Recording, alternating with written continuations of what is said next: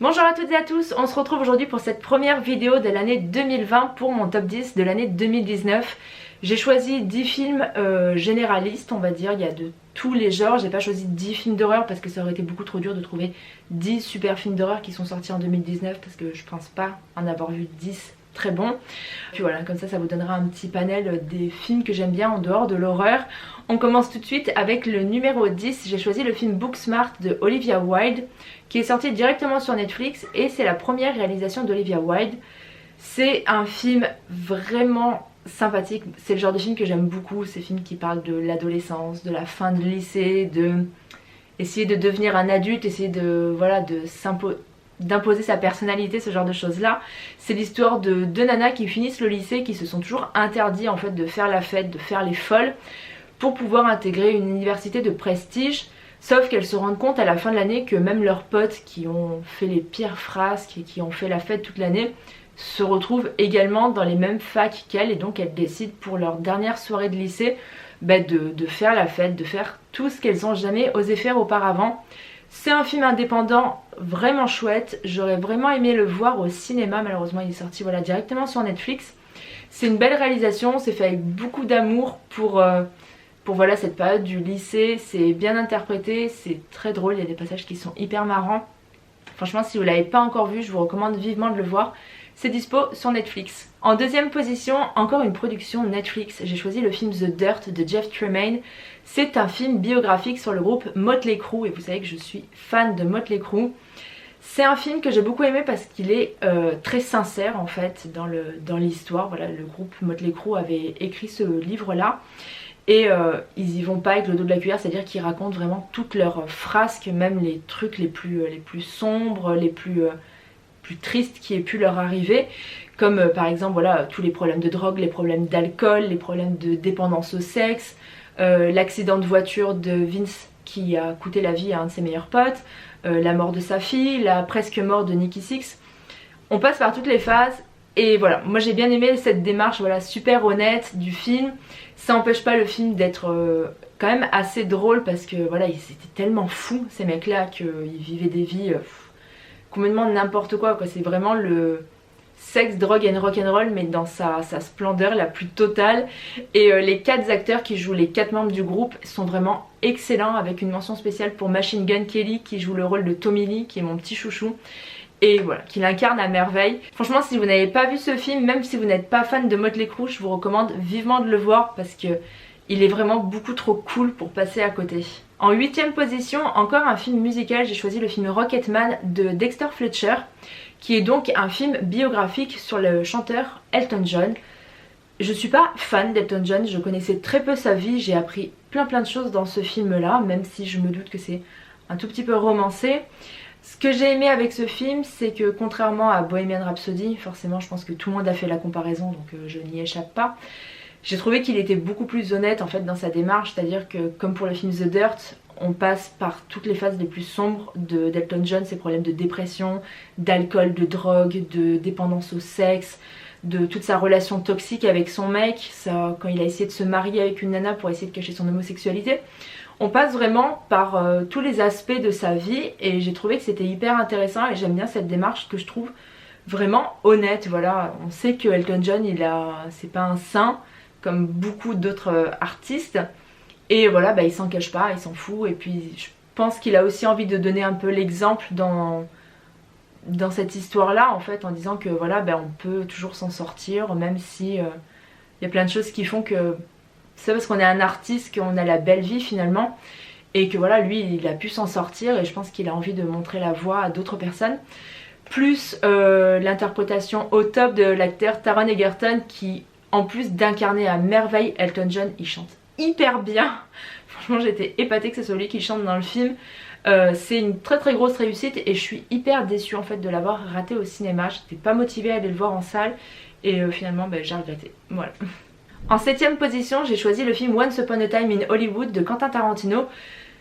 J'ai bien aimé ce film, c'est pas mon film préféré de Tarantino, c'est un réalisateur que j'aime énormément, qui fait peut-être partie de mes réalisateurs préférés. On a un duo d'acteurs qui est vraiment au top dedans, Brad Pitt et Leonardo DiCaprio, ils sont exceptionnels, mais de toute façon on le savait déjà qu'ils étaient exceptionnels. Mais de les voir jouer ensemble, voilà, c'est un véritable plaisir.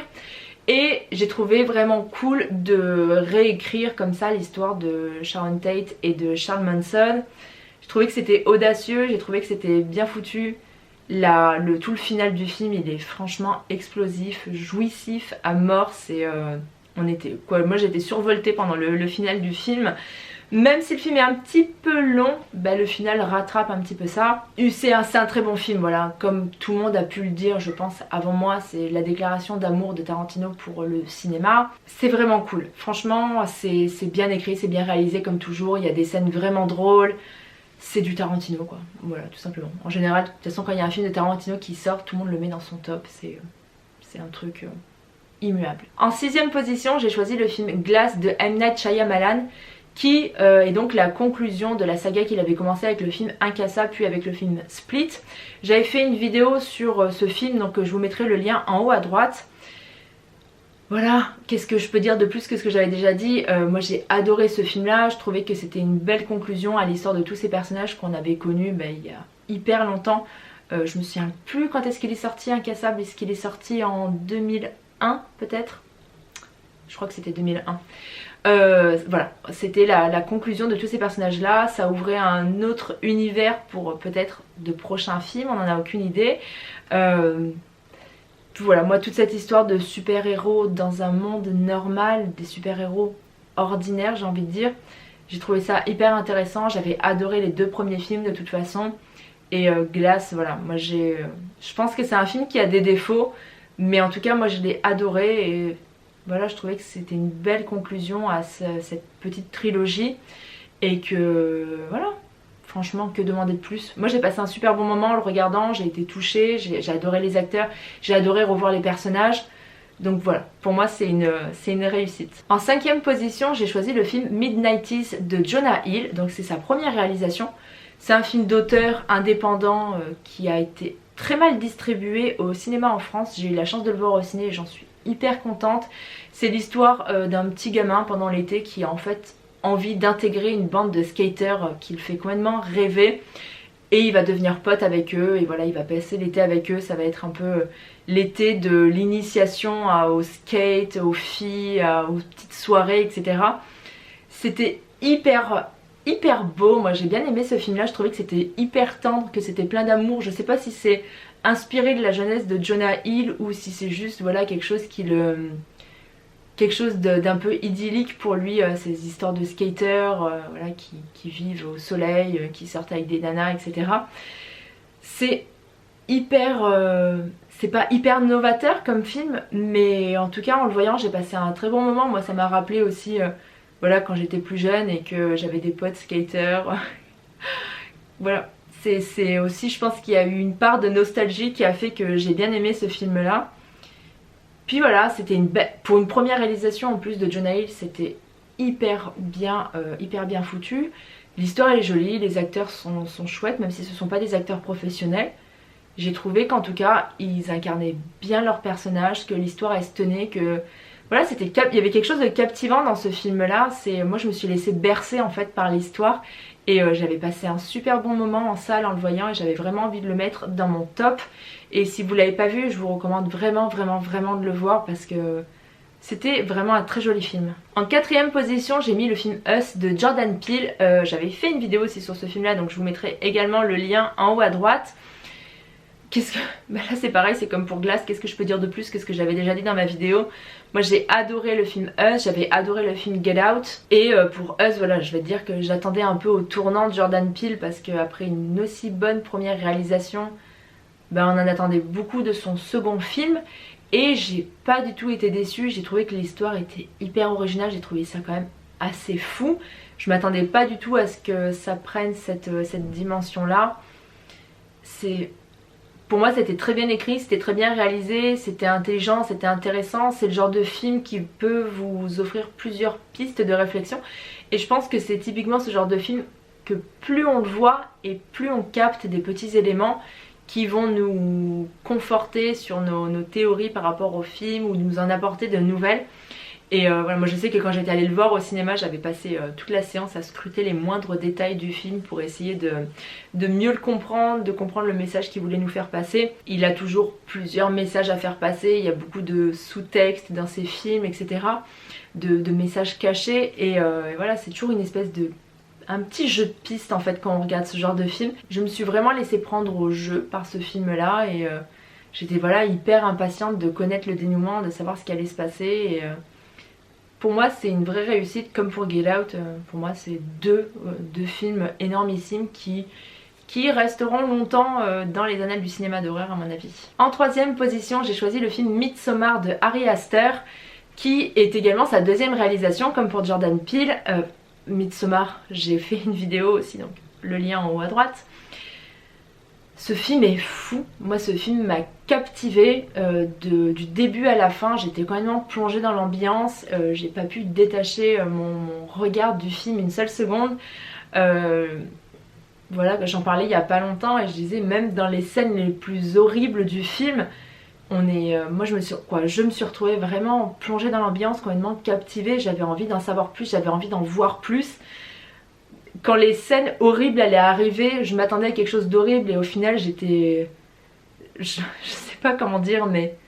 Vous savez quand vous imaginez une scène et qu'en fait c'est encore pire que ce que vous imaginiez ou peut-être que vous aviez une imagination encore plus poussée que ce que vous avez vu à l'écran mais ça vous empêche pas de ne pas être vraiment dégoûté et d'avoir envie de regarder, je sais pas. Ce film il a un effet en fait complètement hypnotisant je trouve et je trouve que c'est un pari réussi.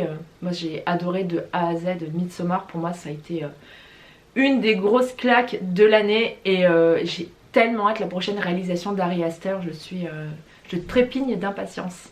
En deuxième position j'ai choisi le film Dr. Sleep de Mike Flanagan. J'en avais parlé vite fait dans ma vidéo rattrapage 2019. Voilà, ça c'est le genre de film où vraiment je me suis laissée complètement absorbée par le film dès la première seconde du film quand il y a les notes du thème de Shining qui démarrent. Je me suis retrouvée projetée dans le film et j'ai pas pu lâcher le film. Je sais pas, il dure plus de 2 heures il me semble, j'ai même pas vu le temps passer. J'ai vraiment été plongée dans ce film là et j'ai vraiment tout aimé, que ce soit les acteurs, que ce soit l'histoire, la façon dont c'est réalisé. Mike Flanagan il est exceptionnel comme réalisateur, il y a des scènes, la scène de projection astrale de Rose, elle est époustouflante, c'est tellement bien réalisé et puis voilà, il sait nous plonger dans une ambiance vraiment unique tout en ayant un matériel de base quand même parce que voilà, il s'inspire du film Dr. Sleep, du livre Dr. Sleep de Stephen King et malgré tout il a réussi à jongler avec le film Shining de Kubrick, réussi à jongler en fait avec trois trucs de base en fait qui sont les 2 livres de King plus le film de Kubrick. Il a réussi à jongler avec tout ça pour offrir une histoire qui est hyper cohérente et là j'ai appris qu'il allait avoir une version longue qui allait sortir mais je suis trop impatiente de voir ça. Apparemment le Blu-ray sort en mars mais en mars c'est sûr que j'achète le Blu-ray de Dr. Sleep parce que déjà j'ai envie de le revoir. Je dirais même que j'ai besoin de le revoir ce film là. Et en plus voilà, s'il y a une version longue avec je crois une vingtaine de minutes en plus, mais j'ai absolument besoin de voir ça, il me le faut à tout prix. Et puis comme je vous disais dans ma vidéo rattrapage 2019, je m'attendais à rien du tout en allant voir ce film parce que je connaissais pas du tout l'histoire, j'avais pas vu la bande annonce et je vous jure je suis sortie de la salle, je me suis dit mais ce film là il va directement en top 2 de mon top 10 de 2019, c'est le truc à tout éclater quoi. Franchement c'est la meilleure surprise j'ai envie de dire de l'année parce que voilà, comme je m'attendais à rien, ça a été une surprise énormissime. Et en 1 de ce top, je pense que vous vous en doutez parce que je vous en parlais déjà l'année dernière dans mon bilan 2018 et mes attentes, ou mon top et mes attentes, je sais plus ce que c'était comme vidéo. Voilà, c'est le film que j'attends depuis genre 2 ans.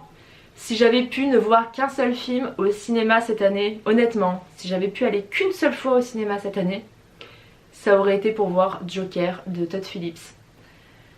Je ne sais même pas si j'ai les mots pour parler de ce film là, sachant voilà, que Joaquin Phoenix c'est mon acteur préféré depuis depuis des années, depuis le film Le Village, j'ai envie de dire. C'est mon acteur préféré depuis des années, je l'adore, je rate jamais un de ses films au cinéma. Et sachant que le Joker c'est un de mes personnages de fiction favoris depuis hyper longtemps, je suis fan de Batman depuis que je suis gamine en fait. Et voilà, le Joker ça a toujours été un personnage hyper fascinant.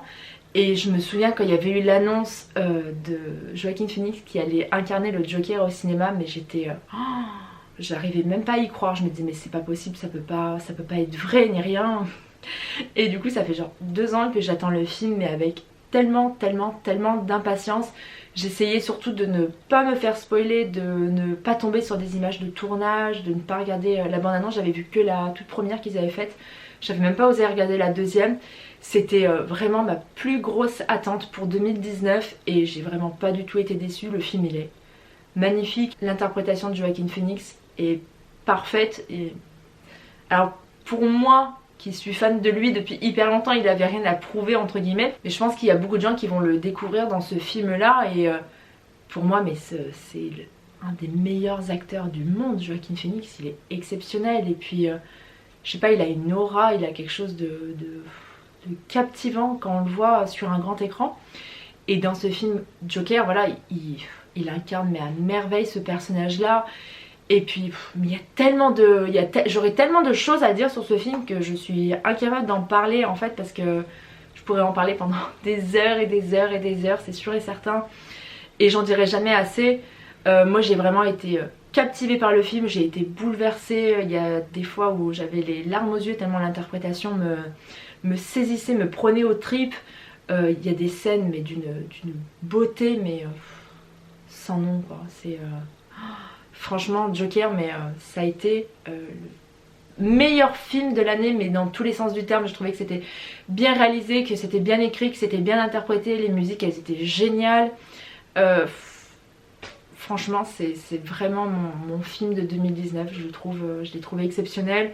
Je suis allée le voir 2 fois au ciné, assez rapidement la deuxième fois, parce qu'en fait la première fois j'ai tellement été captivée par le film que j'avais l'impression d'avoir oublié certains détails. J'étais tellement dans l'émotion en fait quand je suis allée voir ce film là. Je me suis dit mais je suis sûre que j'ai oublié des scènes, je suis sûre que j'ai oublié des détails. Et du coup j'avais vraiment besoin de retourner le voir une deuxième fois. Bon en fait j'avais rien oublié, mais je sais pas, j'étais tellement dans l'émotion en fait en voyant ce film là. Et puis voilà, franchement j'ai beaucoup aimé l'aspect réaliste qu'on a donné au Joker dans ce film là. Mais malgré tout il a toujours cette aura de mystère qui fait qu'on ne sait pas si ce qu'on voit est totalement vrai ou pas. Est-ce que, pareil, moi je trouve la scène de fin assez ouverte, la scène où il est avec le psychiatre. Et voilà, pour moi à ce moment là, quand je l'ai vu la deuxième fois, je me suis dit est-ce qu'en fait toute l'histoire qu'on a vue c'est pas une histoire qui est complètement inventée en fait par lui, une histoire qui est complètement fantasmée. Voilà, pour moi écoutez, je vais pas en parler plus parce que comme je vous disais j'en aurais tellement à dire que je sais même pas par où commencer. Mais voilà, pour moi le film de l'année, Joker, j'espère qu'il va gagner tout un tas de récompenses aux Golden Globes et aux Oscars. J'espère que Joaquin Phoenix il va avoir un Oscar parce que franchement mais il est tellement exceptionnel. Si vous connaissez pas beaucoup cet acteur, franchement mais faites-vous sa filmographie parce que il est exceptionnel. Il est exceptionnel, franchement, mais il n'y a pas un film mauvais avec lui.